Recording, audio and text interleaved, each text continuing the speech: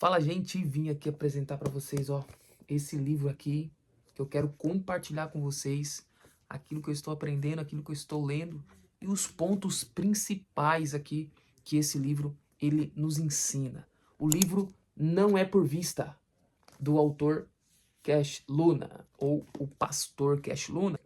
Cash Luna, conhecido familiarmente como Cash, é fundador e pastor principal da igreja Casa de Deus na Guatemala. Homem de fé que define a si mesmo como alguém com debilidades e defeitos, mas crente, apaixonado e convencido de que a transformação pessoal tem origem na revelação da mente. É reconhecido internacionalmente como líder de influência e mentor multigeracional.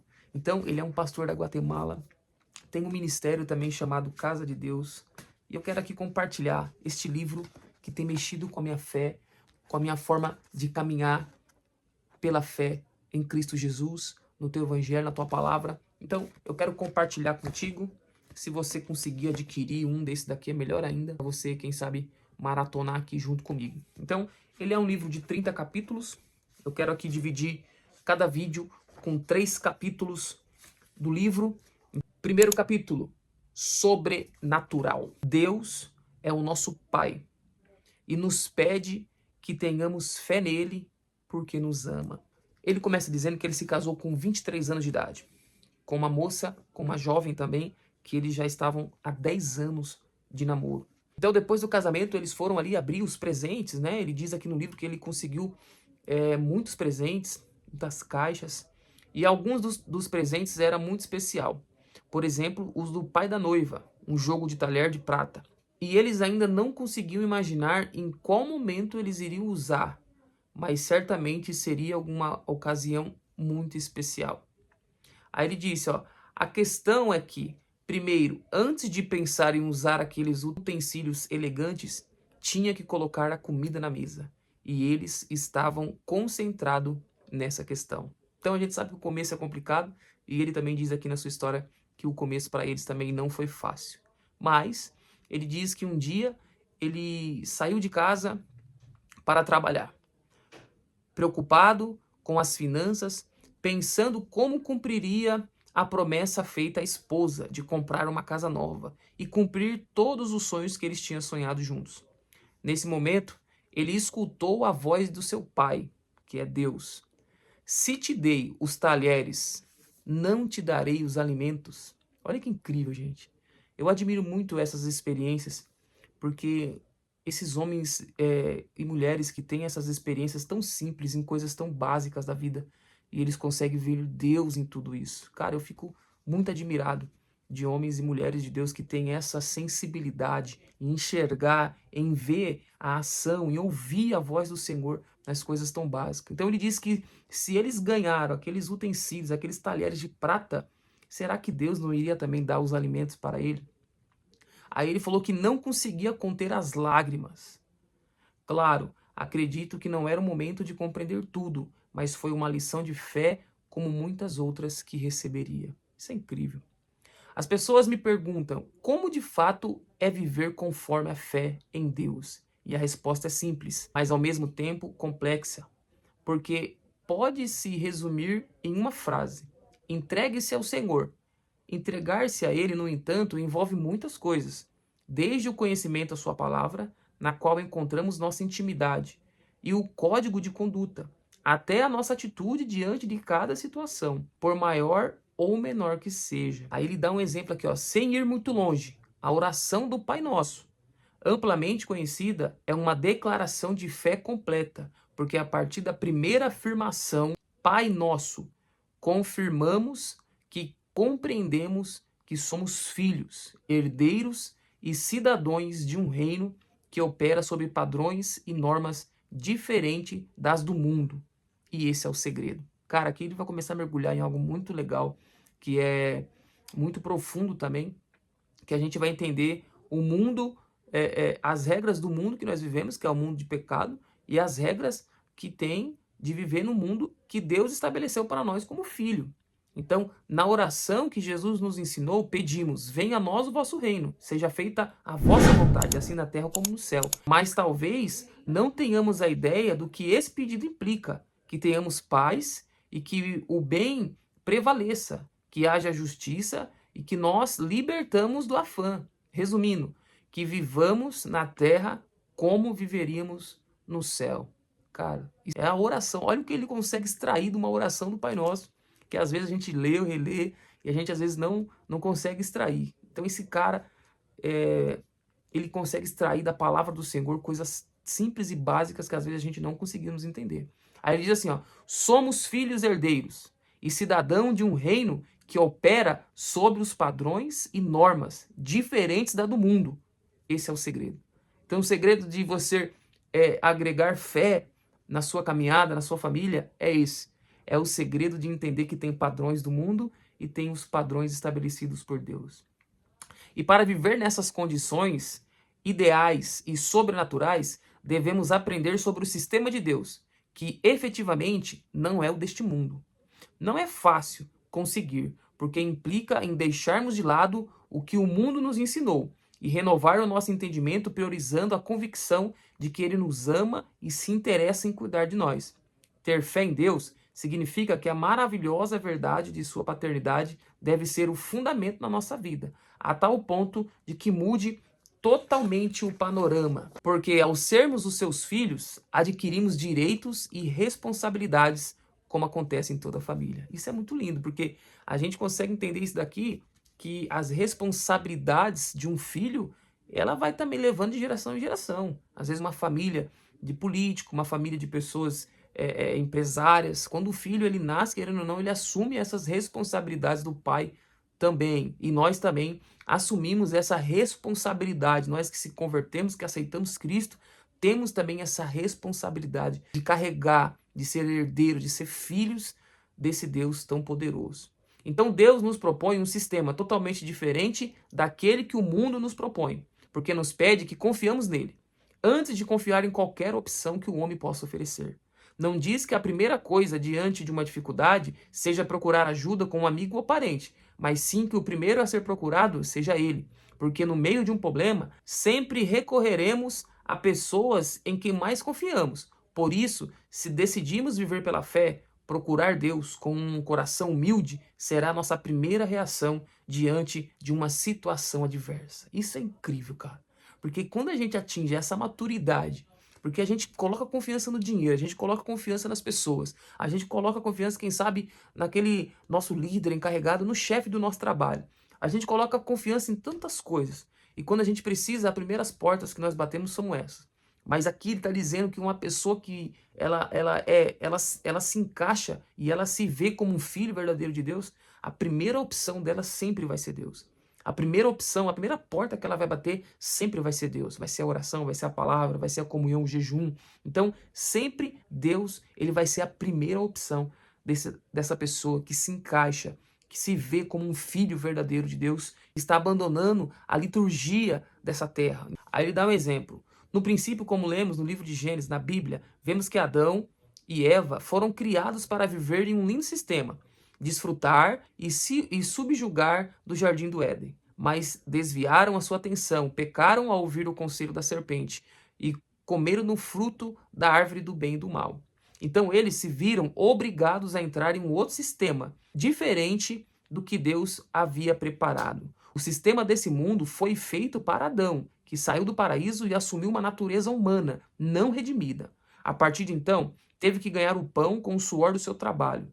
Essa mudança afetou a todos. No entanto, Jesus veio para nos dar a possibilidade de participarmos da sua natureza divina e devolvermos o acesso a esse sistema original e perfeito que Deus criou.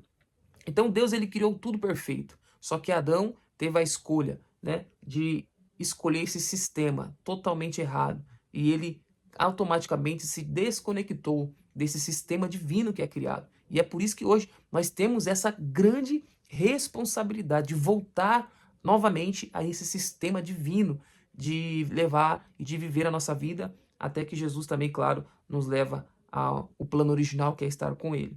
Então Adão se concentrou mais na única proibição que tinha em vez de pensar em tudo que podia fazer e desfrutar. Valia a pena afastar-se do sistema de Deus para comer um fruto? Será que valeu a pena? Claro que não.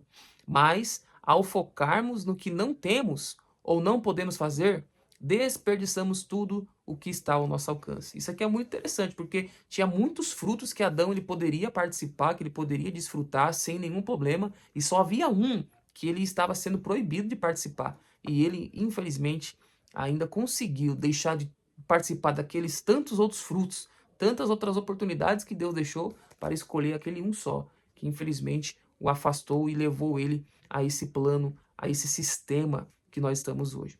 Então, quando alguém decide entregar a sua vida ao Senhor, às vezes se lamenta, porque, obviamente, há comportamentos que deveria evitar, como beber álcool, fumar, farriar e mentir, mas não se dá conta de que tudo o proibido faz mal ao corpo e ao espírito. Por isso, Deus nos pede que procuramos apenas o bom, o agradável e o perfeito. No entanto, no sistema do mundo, achamos graça no que nos faz mal. Por acaso, não é irônico?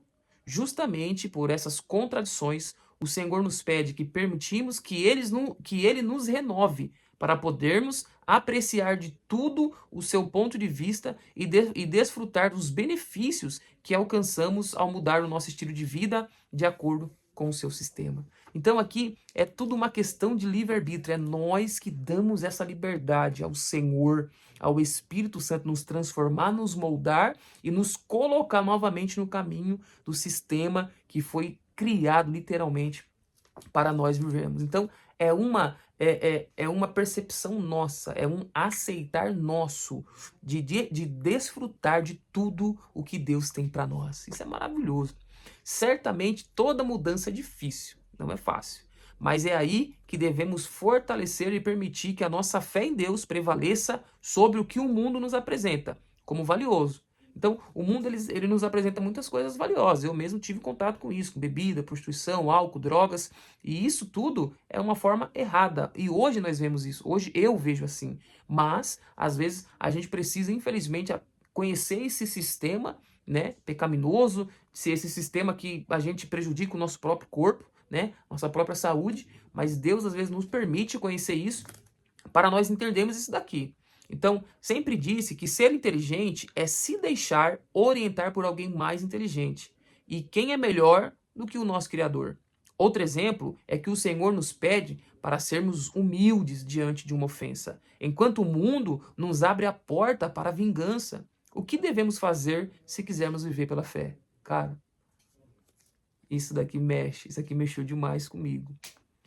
Então, o mundo, o sistema do mundo, ele vai sempre na contramão. É aquela pessoa, eu não levo desaforo, eu discuto mesmo, eu falo mesmo, comigo bateu, levou.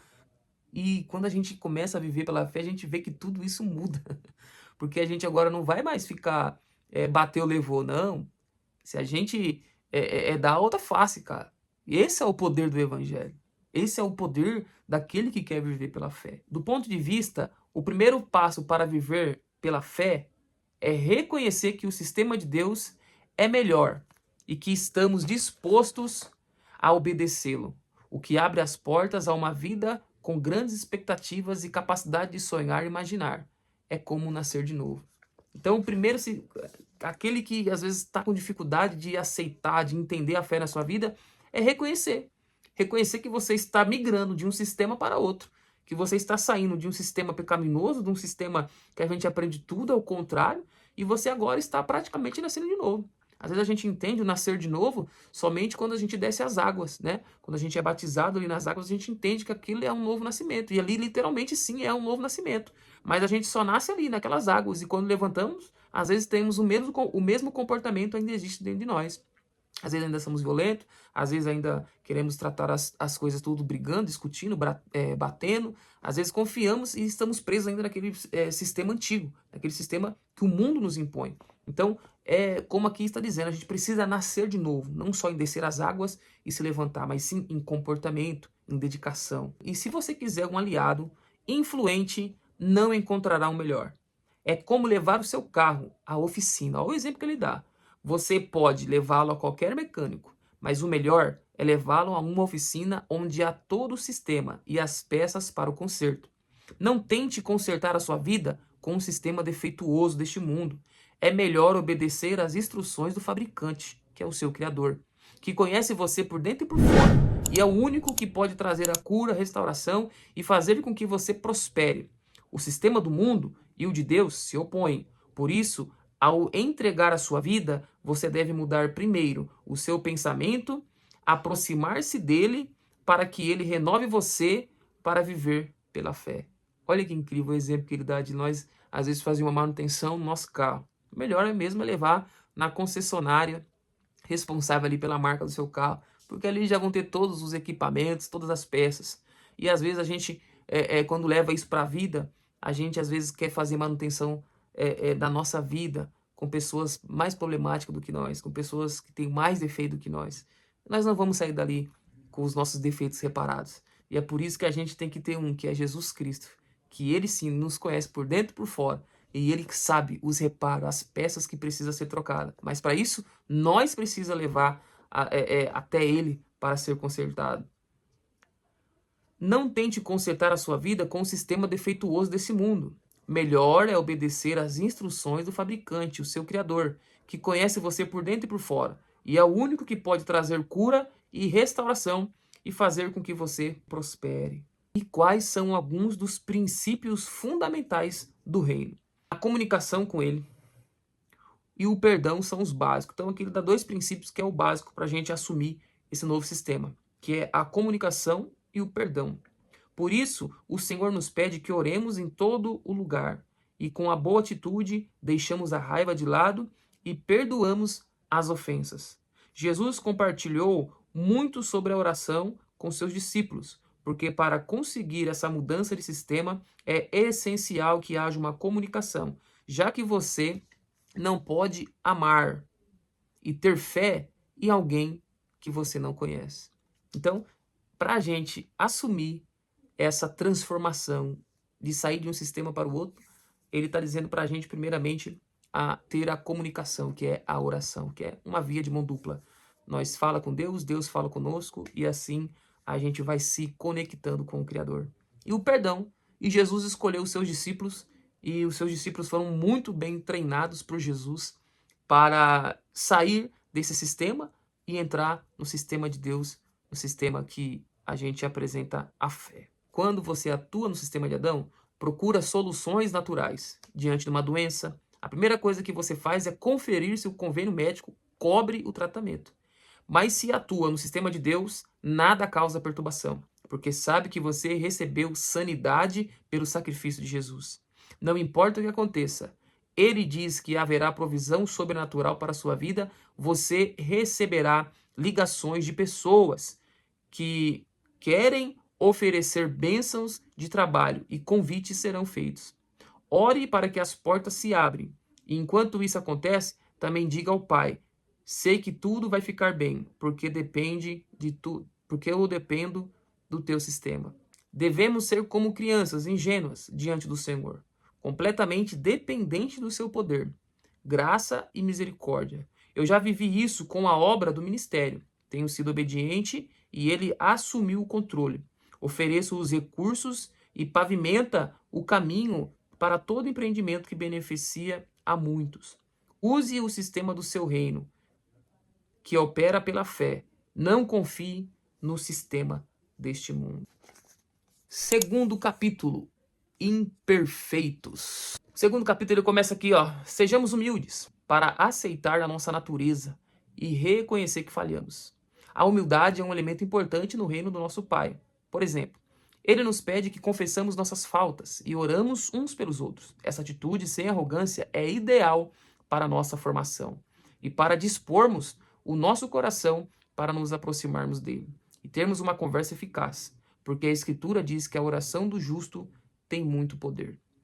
As pessoas sempre me perguntam quanto tempo você dedica à oração, porque pensa que o tempo é o segredo, mas o importante é a qualidade da oração.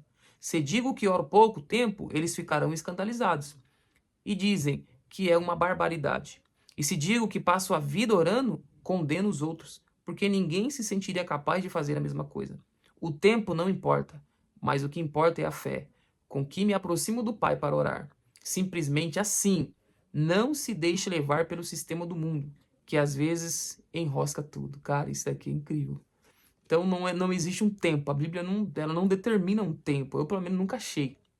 O que existe é a qualidade. É isso. É a qualidade.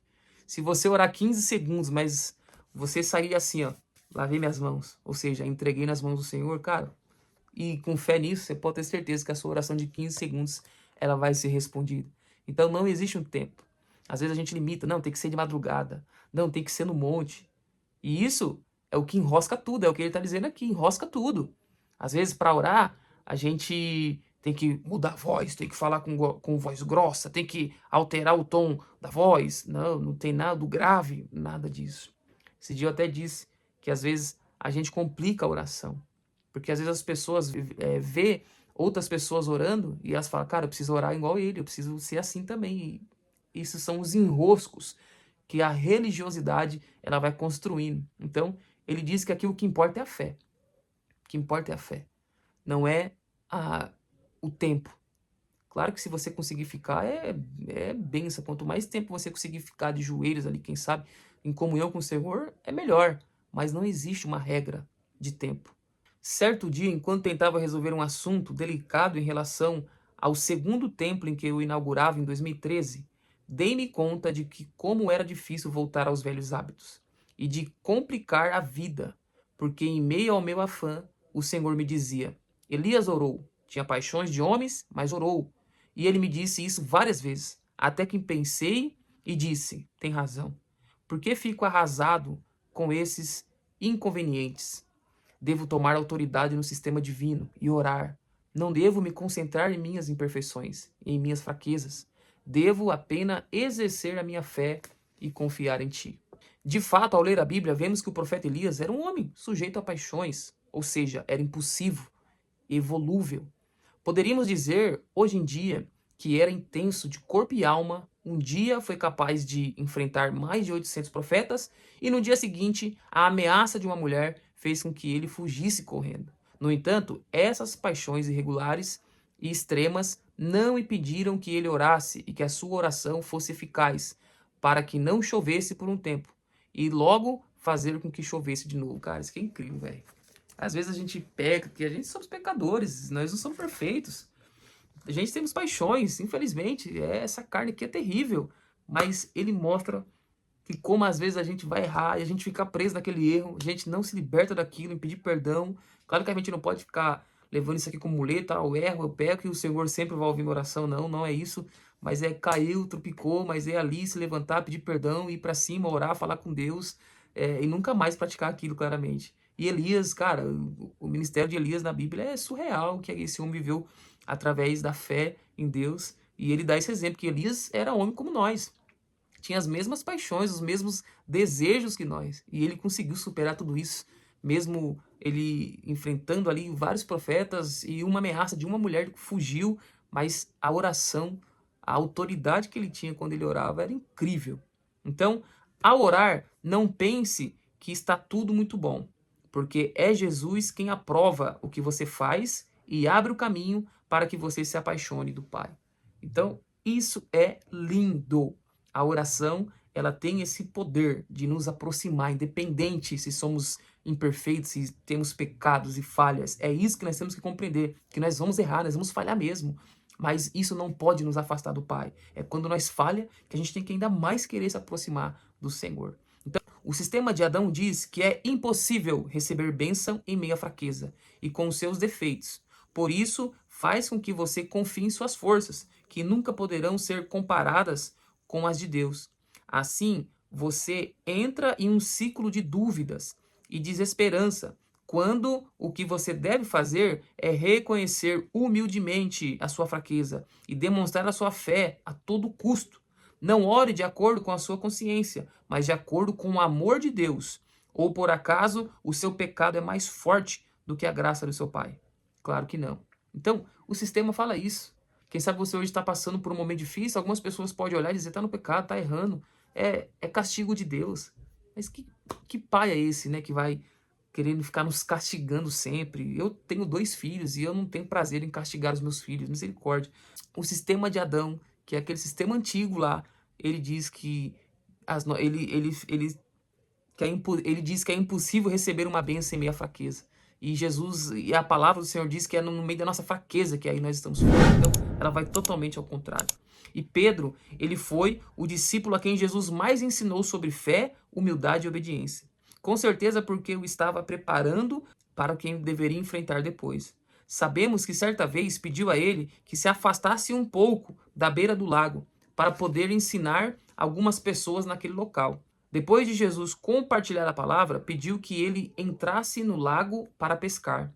A primeira resposta do discípulo foi motivada pelo sistema de Adão, porque ele respondeu que durante toda a noite tinha pescado e não tinha pegado nada. Mas logo, ao que pareceu, mudou para o sistema de Deus e disse que obedeceria.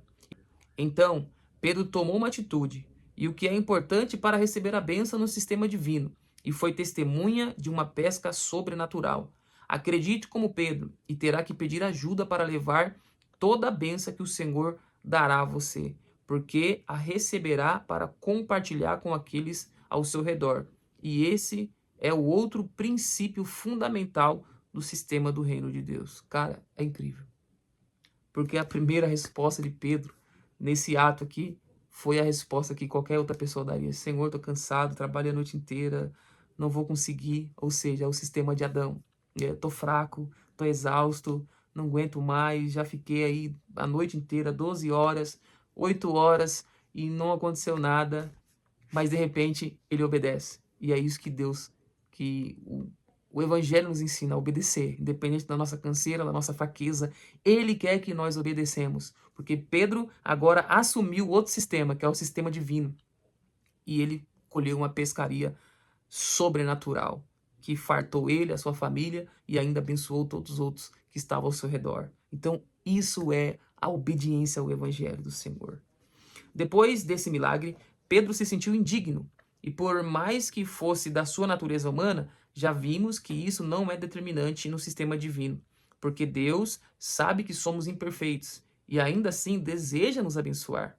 Não significa que você pode se dedicar e pecar e depois orar para receber, porque atuar no reino de Deus significa esforço para viver de acordo com os seus mandamentos, mas não devemos nos afastar de nosso Pai e pensar que Ele nos castiga por sermos fracos. Então Deus, ele sabe da nossa fraqueza, ele sabe que nós somos carne e pecadores. Então ele já entende isso e ele não vai nos castigar por isso. Mas a gente precisa se esforçar para cumprir os mandamentos, para ser obediente e vivermos o sobrenatural do Senhor. Então, aproxima-se e reconheça que você é um ser humano com fraqueza. Esforce para melhorar. Humildemente peça perdão e não tenha medo de expressar as suas necessidades com fé. Escute e acredite. Deixe de procurar argumentos. Só existe dois caminhos. Continue vivendo sob o sistema de Adão ou procure o reino de Deus e faça com que ele funcione como deve ser. Não busque a influência do mundo, mas sim a influência do Senhor para a sua vida e para a sua família. Então, existem dois sistemas. Qual que nós vamos escolher hoje para a gente vivenciar? Sistema do mundo ou o sistema divino, que é um sistema de fé? Em outra ocasião, Pedro abordou Jesus quando o viu andar sobre a água. Então Jesus simplesmente disse a ele: venha, Pedro. E Pedro obedeceu, mas com certeza sentiu medo, novamente. E de novo mudou o sistema. E por isso começou a afundar. Com certeza não é fácil decidir viver segundo um sistema completamente diferente daquele que nos rodeia. É normal que isso provoque dúvidas e temor, mas garanto que funciona. Pare de ir de um ponto a outro. Decida-se ser radical. Não tenha duas atitudes. Se duvidar, você se enfraquece e a sua mente volta a operar no sistema que é mais conveniente. Cara, isso é incrível. E esse dia eu conversava com casa porque eu não cresci em um lar cristão. E hoje eu vejo a importância disso. Porque, querendo ou não, eu cresci num sistema mundano, por mais que né, o catolicismo sempre foi e é muito forte. Eu cresci um pouco sobre vivendo na igreja católica, mas não era algo praticante que nem eu sou, que nem somos hoje. E isso influencia, porque hoje eu tenho 2 filhos e a gente apresenta o mundo espiritual para eles.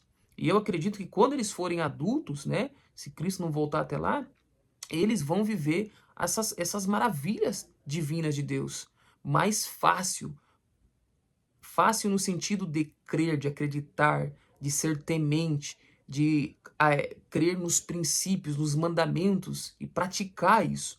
Então hoje, eu conheci o Senhor já tem mais de 10 anos, então hoje eu creio que eu ainda estou plantando muitas coisas, que um dia eu vou colher.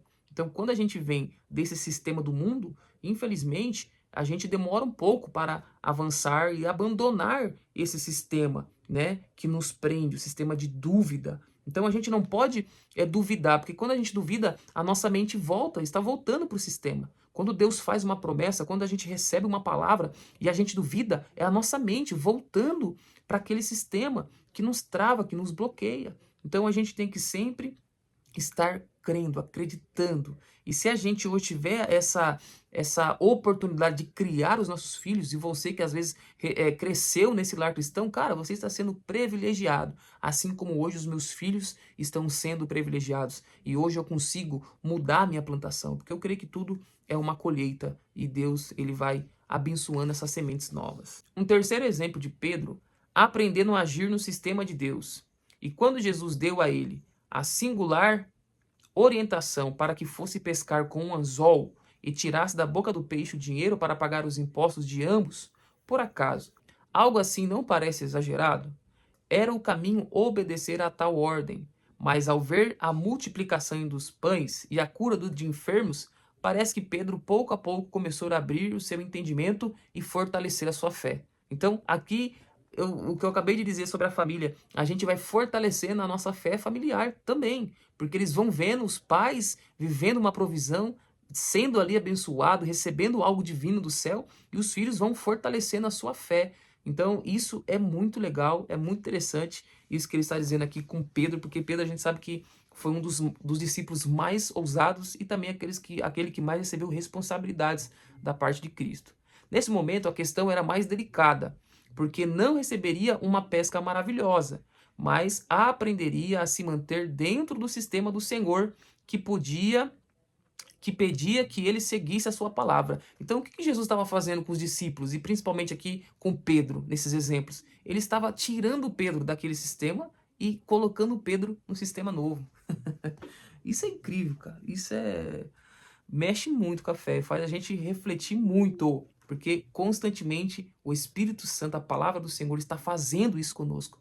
Ela está nos tirando de um sistema, está nos empurrando a outro, quando a gente começa a compreender isso. Então Pedro, ele tinha acabado de pescar, né, vamos dizer, meses, dias, acabaram de ter uma pesca maravilhosa, e agora Jesus está falando para ele ir pescar um peixe, porque dentro do peixe iria ter moeda para pagar o seu imposto.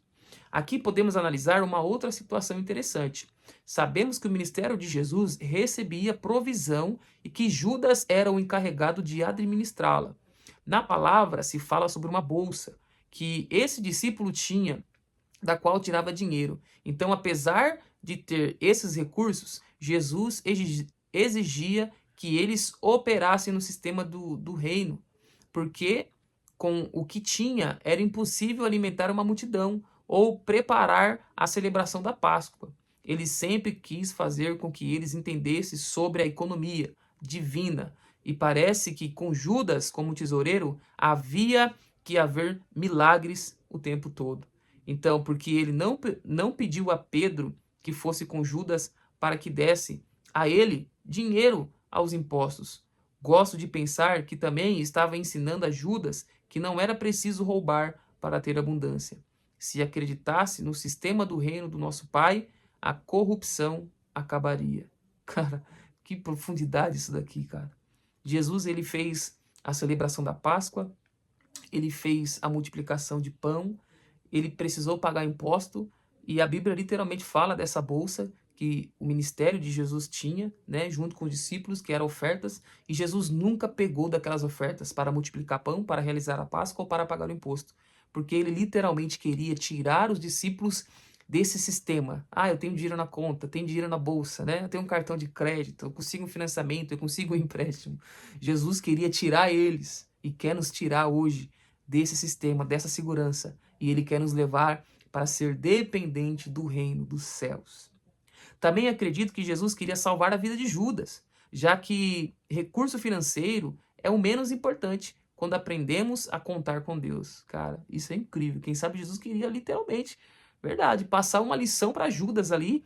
Então, obedeça às instruções dele, por mais absurdas que pareçam. Aprendam a viver em seu sistema e passe a buscar uma moeda na boca de um peixe. Faça isso, porque a sua bênção é aquela que chegará trazendo abundância. Ele salvou você e apenas Ele o sustentará e guiará até o seu reino. Declare: Pai, quero que tudo em minha vida funcione de acordo com o seu sistema. Em sua palavra eu viverei, crescerei e servirei aos outros com amor, em nome de Jesus. Aleluia. Capítulo 3. Herdeiros. Então, herdeiros. Somos filhos por decisão e não por obrigação. Louvado seja Deus. Deus planejou a nossa adoção por meio de seu Filho como um maravilhoso ato de amor. Não é a revelação mais incrível? A Escritura garante: somos filhos de Deus, herdeiros do seu reino e co-herdeiros com Jesus. Sabemos que o Espírito Santo colocou Jesus no ventre de Maria e Deus nos adotou, nos deu esse poder, ou seja, assinou um documento que nos dá o poder de nos sentirmos orgulhosos da nossa identidade. Eu cresci sem um pai, mas esse vazio acabou num dia que aceitei o Senhor como meu pai. Nesse tempo eu disse: não sei o que é ser obediente a um pai, nem admirá-lo ou respeitá-lo, mas agora o Senhor é o meu pai. Por isso te servirei e amarei de todo o meu coração. Tempos depois, Deus me disse: aceitei o seu amor de filho, deixei que me amasse. Agora quero que seja amado por mim. Quero te dar o que um pai dá. Então, ele diz aqui que ele não teve um pai presente, como eu também não tive, mas quando ele aceitou a Cristo, e ele se aceitou como filho, isso é o principal, é se aceitar como filho, que isso é uma decisão, como nós disse no começo, não uma obrigação, nós precisamos decidir isso, e ele decidiu aceitar Deus como pai, e ele ouviu o Senhor falar para ele que Deus também tinha o aceitado como filho. E como herdeiro, Jesus foi insistente ao nos ensinar a pedir tudo, porque dessa forma demonstramos que realmente vivemos pela fé.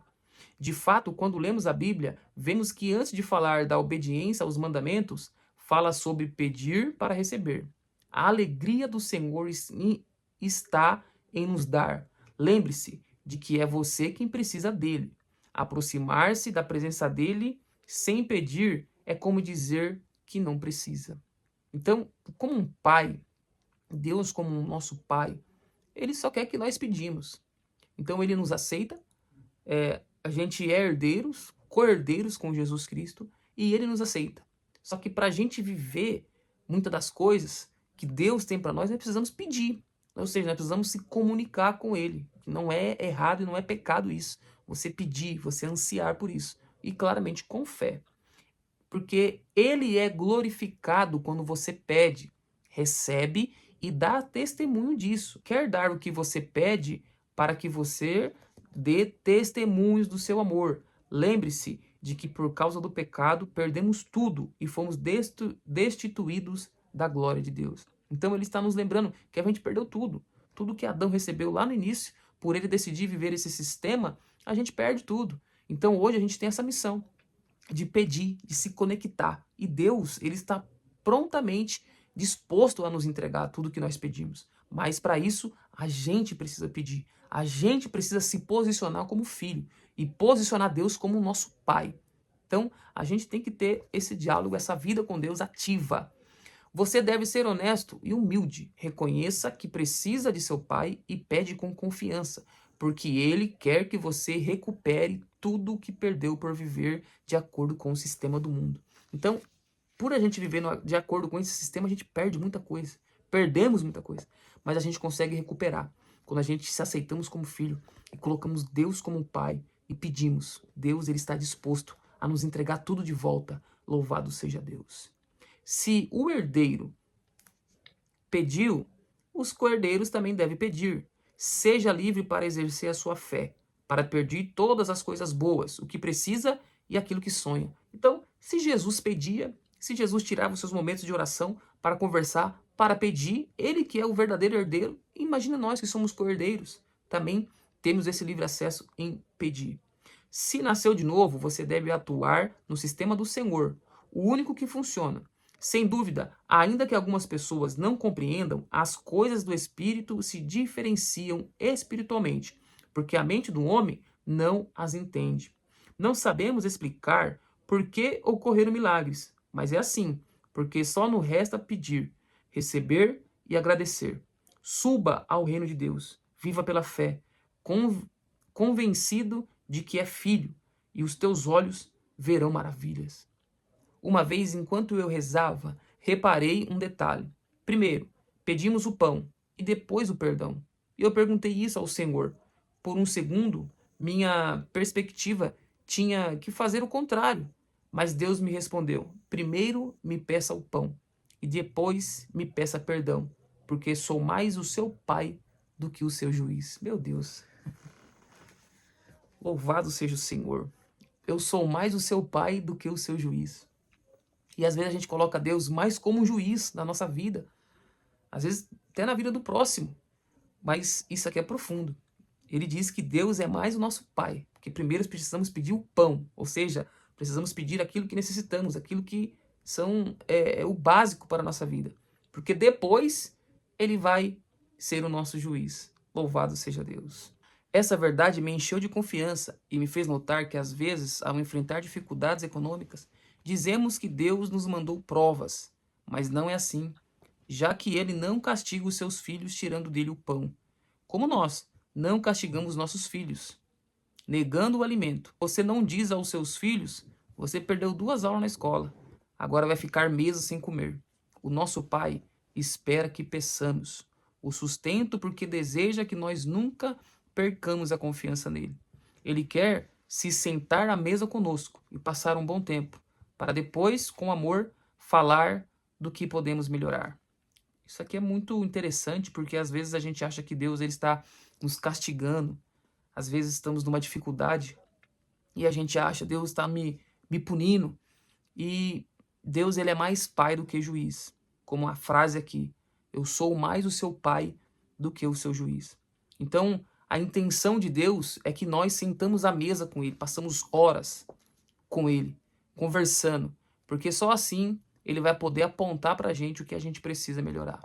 O duro que o pouco tempo que nós passamos com Deus, às vezes é o pouco tempo que ele só vai nos corrigir, porque nós não queremos ter um tempo com ele como um pai, nós sempre queremos ter tempo com Deus para ele ser o juiz da nossa vida, o juiz daqueles que estão ao nosso lado. E a intenção de Deus é ser pai. E nós precisamos entender essa paternidade que Deus tem sobre nós.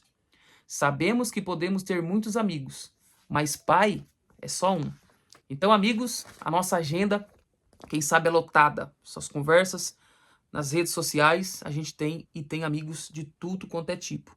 Mas pai vai ser só um. Ele se ocupa de seus filhos em todas as áreas, porque somos corpo, alma e espírito. Por isso, nos dá o Espírito Santo e tudo que mais precisamos na vida. Acredite e peça com confiança. Então, Deus, ele entende que nós somos corpo, nós somos alma e nós somos espírito. Ou seja, são 3 áreas diferentes que precisam de um cuidado, que precisam de uma atenção. E Deus sabe, como aqui no começo do livro ele disse que ele recebeu um jogo de talheres de prata, mas ele ainda estava pensando em como ele iria ganhar o sustento para pôr o alimento à mesa. Mas ele já tinha utensílios de prata para servir ali um almoço, um jantar, para uma ocasião especial. E Deus gritou dentro dele, dizendo: se eu fui capaz de te dar esses utensílios de prata, não vou ser eu capaz de pôr um alimento para você comer?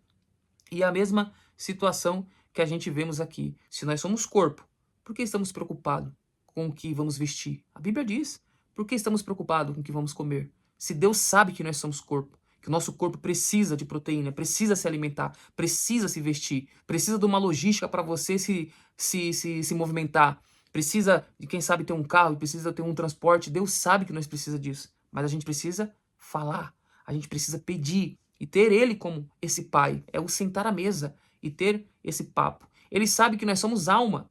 E o que é alma? É cuidar do nosso psicológico, da nossa mente. Quando a Bíblia fala de alma, ele está falando de mente, de coração. E ele sabe que nós temos essa necessidade, esse cuidado. Às vezes, Deus, ele quer que nós entendamos isso, que como corpo, ele vai nos cuidar, de como alma, ele também vai nos cuidar, e como espírito, que é o Espírito Santo, que é aquele que ministra. O Espírito dentro de nós é o que se comunica com o Espírito Santo. Então ele sabe que essas 3 áreas e muitas outras a gente tem necessidade. E ele entende isso. Ele é o seu pai, ele compreende. Só que nós precisamos sentar à mesa para falar com ele, para conversar com ele. A gente precisa confiar, pedir e confiar que ele vai cuidar de nós em todas as situações, em todas as áreas. Então, Deus não quer forçar um lugar como um pai. Ele deseja que você o escolha e o aceite como tal. A decisão é sua. Exerça direitos como filho e herdeiro. Ame-o, honre-o e creia nele. Peça e permita que ele dê a vocês a proteção, a provisão sem medida. Então, Deus, ele jamais vai forçar esse espaço de pai dentro de você. É o que ele está querendo nos alertar aqui. Deus não força isso. É nós que precisamos aceitar ele como um tal, como um pai por inteiro na nossa vida. E a gente pode exigir esses direitos, não como filho pródigo, misericórdia, mas a gente pode exigir esses direitos, porque nós somos herdeiros de Deus. Nós somos co-herdeiros com Jesus Cristo. Então, a gente precisa amar, a gente precisa honrar ele, a gente precisa crer nele, querer passar tempo com ele, porque somente assim a gente vai criar afinidade de pedir, de se permitir, e ele vai criar essa proteção, esse cuidado, essa provisão, e é uma provisão sem medida. Então, que você possa aí ser abençoado, esses 3 capítulos de hoje. Você que ficou até aqui, o próximo capítulo é o capítulo 4, mais do que vencedores. E nós vamos seguir aí por mais 3 capítulos. Então, Deus abençoe você. Se você tiver condição, compre, vale muito a pena, Mercado Livre, pela Amazon aí, você consegue achar este livro e eu creio que vai abalar a estrutura da sua fé. Então, Deus abençoe e até a próxima.